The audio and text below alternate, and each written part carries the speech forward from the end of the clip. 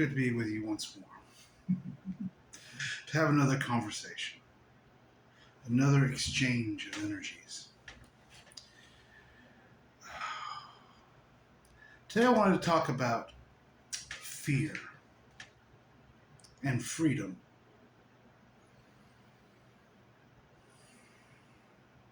Does humanity really want freedom?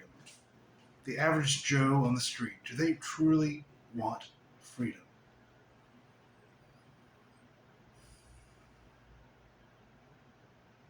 I would say no. Most people on this planet do not want freedom. In fact, they fear it. They have a deep fear of it.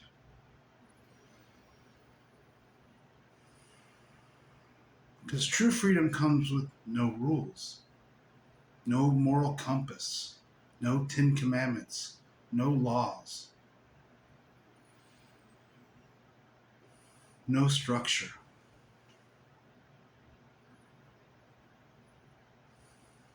And people fear that. I saw a movie a while back that I thought illustrated that very, very beautifully. It's kind of a dark film. It's not something I would watch over and over again. It's very heavy energies in it, but it is a good representation of humans' fear of freedom. The movie was actually quite popular, I believe, to a certain group of people. It was called The Joker. The Batman Joker. The movie was simply called The Joker.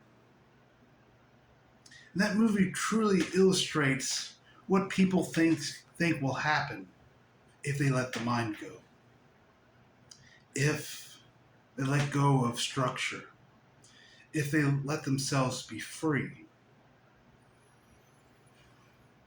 they think they'll hurt other people. They think they'll hurt themselves. They'll cause damage to society.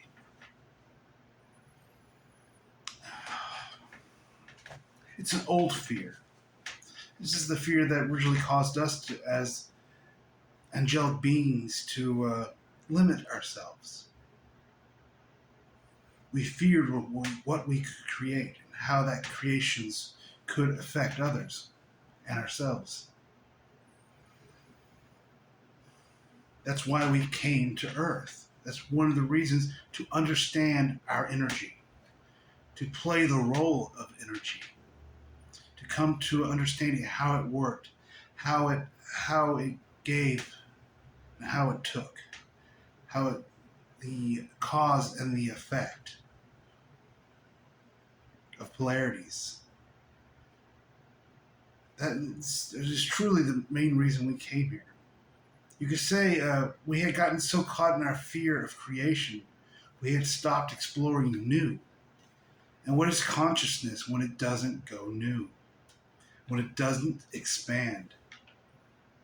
Well, the energies came in to support that. They came in service to us. And we noticed consciousness, creation, was no longer expanding. Because we were no longer venturing into new. We were too scared of what we might create. We put so much limits on ourselves that nothing new was being created.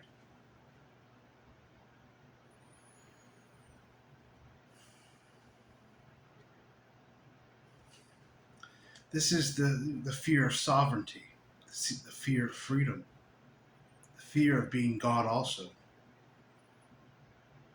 the fear of creation, of what you will create, of how it could harm you or the ones you love.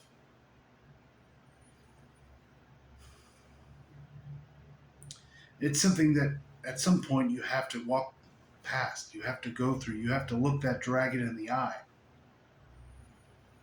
and choose freedom.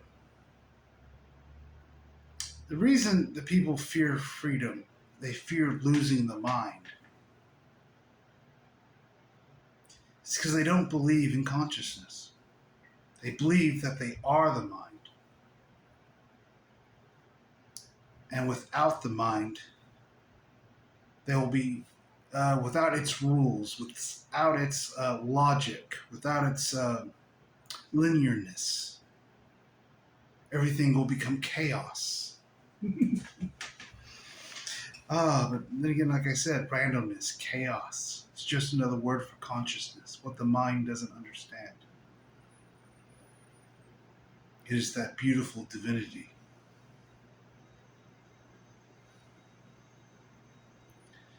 Because they don't believe in consciousness. They don't believe in the wisdom of the experiences that they've had, or in the Gnost and the knowingness of the I exist. They believe only in what's up there, the linear thought. I think, therefore I am.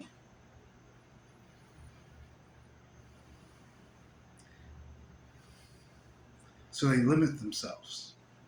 They take away their own freedom. They create laws, 10 commandments they think they need to follow. But when you come to this point in the journey, this point in your expansion of consciousness, you no longer need those things.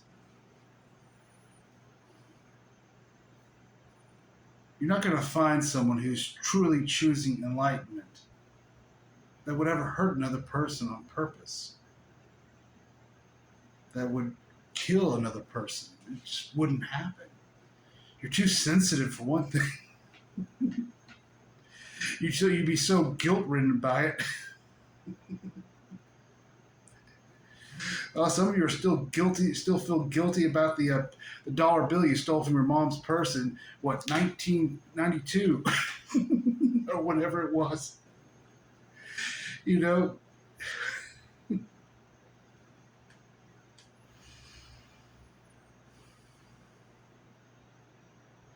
so there's nothing to fear. I guess as Churchill said, there's nothing to fear but fear itself. Once you look that fear in the eye, that dragon, that demon, that will bring clarity, transmutation, alchemy. And you allow that fear to be transmuted, and you find the wisdom of it, the clarity of it, the knowingness. It opens up potentials because you're no longer walking a limited path based on limited logical ideals. You're now following your heart. You're following your passion into the unknown, into that great mystery, into darkness.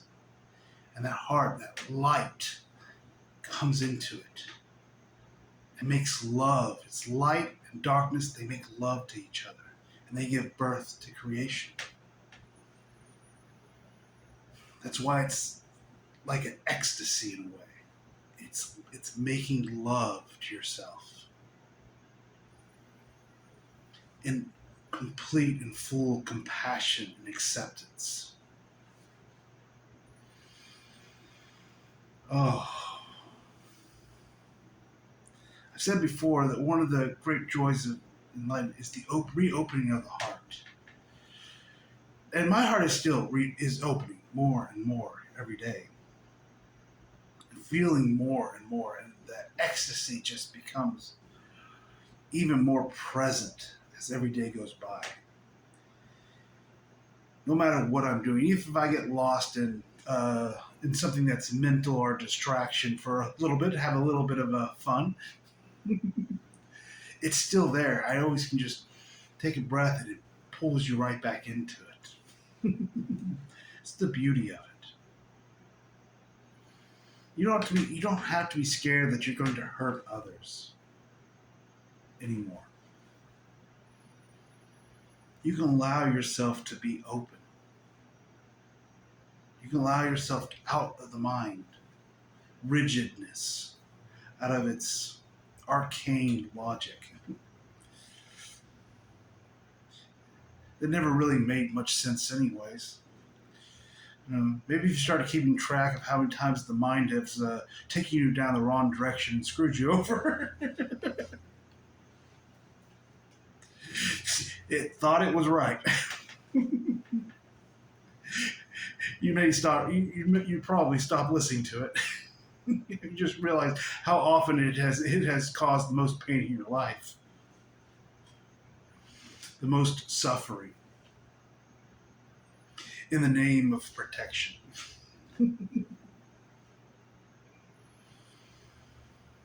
Oh, because when you let go of the mind, you don't have to fear, because you'll have clarity. You'll have the wisdom. It just shows up. Because if you walk into it, it comes into you. It comes to you. If you take that breath, you just allow, and you walk into it. You say it's an active action, walking into it, and the breath, the allowing. It is the light, and it is consciousness, awareness and consciousness, the passive and the active, coming together in harmony, in a singularity, in a zero, in neutrality.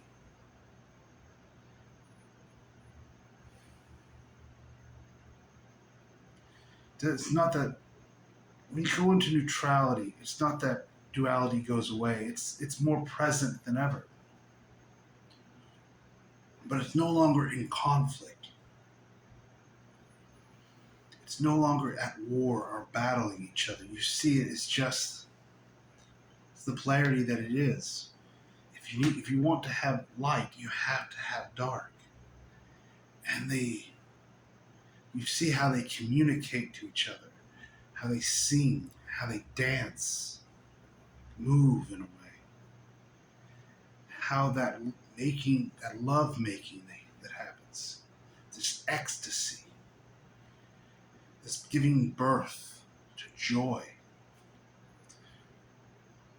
giving birth to expression, and how that expression comes back to it. And the I am just allows and receives it. And just continue on giving birth, creating, manifesting, over and over again, and always receiving the beauty, the experience, the wisdom of that receiving and giving and receiving.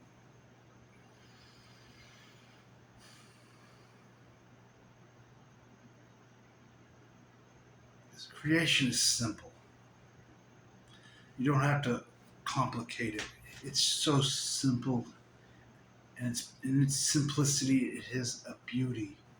It has that compassion, has grace, has dignity and sovereignty, all in it.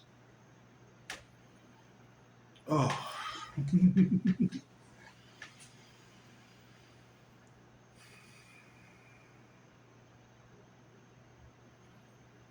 Oh.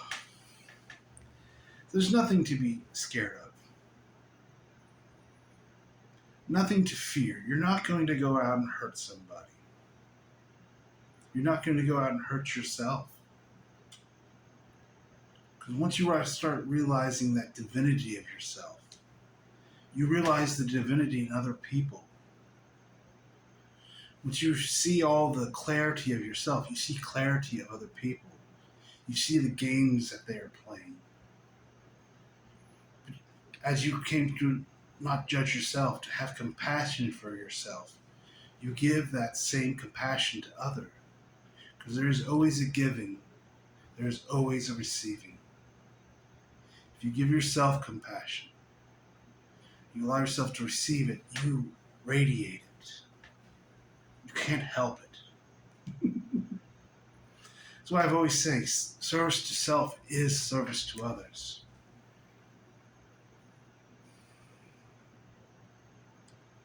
So simple and beautiful. Don't have to fear leaving the mind behind. It'll still be there when you want to use it. It just will no longer be the controlling force of your reality. It'll no longer be that dictator telling you what is, or what it thinks what is.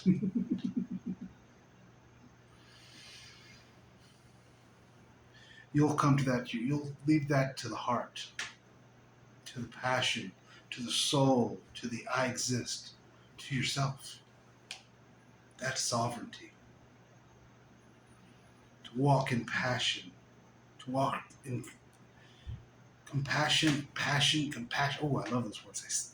I'm just realizing compassion, passion. Very similar. Synchronicity. But synchronicity is just another word for consciousness, isn't it? Because there's nothing random. Everything follows consciousness. Every word, every phrase, everything.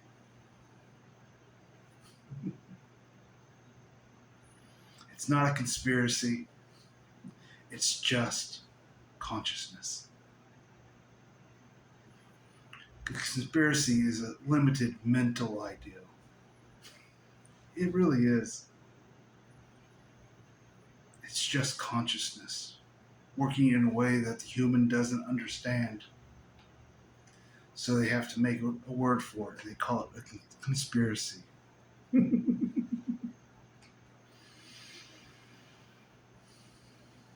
make it something scary. When it is the absolute most beautiful thing. Oh.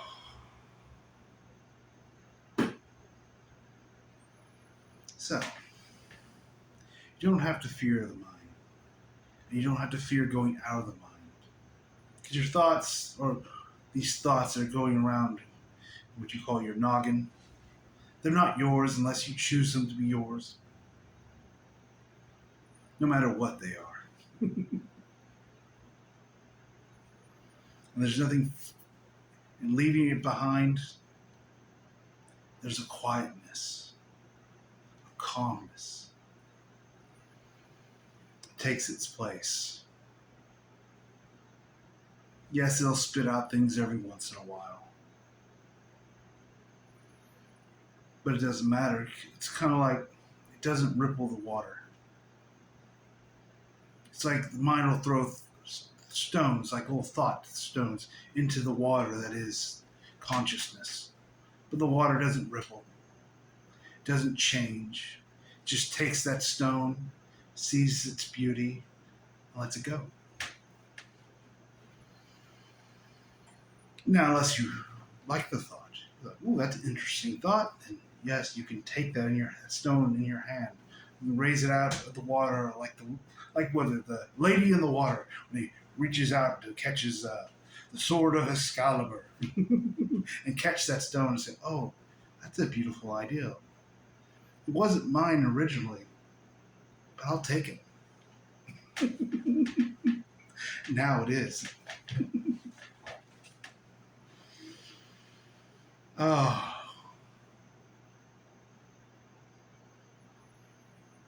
No. Oh. I tell you, the world is more full of beauty than you can understand at the moment. Because the mind blocks it out. It filters all the beauty, all the sensuality, and leaves cold, hard logic and facts. There's nothing wrong with logic or facts. They're not bad. They can be very beautiful experiences if you use them, but they're just tools. That's it. They're not the real. They're not the truth. They're not consciousness. You say they have a bit of consciousness in them, a little bit, because everything comes from consciousness, but they serve a purpose. that's about it. When their purpose is over, it goes away. That's the beauty of things. Nothing ever dies, it just changes. It goes from one form to another form, always in growth and expansion. So one day this world will decay. Doesn't matter. It'll just transform into something new. But that's a long ways off. Oh, oh. I'm going to end the video here because I find the energies coming through are a bit distracting. And it's difficult for me to go back up into the mind. Oh. I wish you all a wonderful day.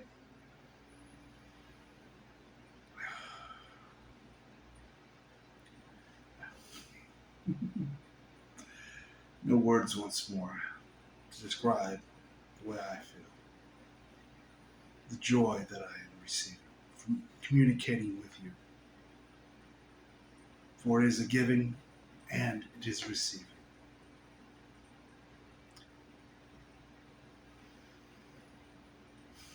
So I thank you for the gift.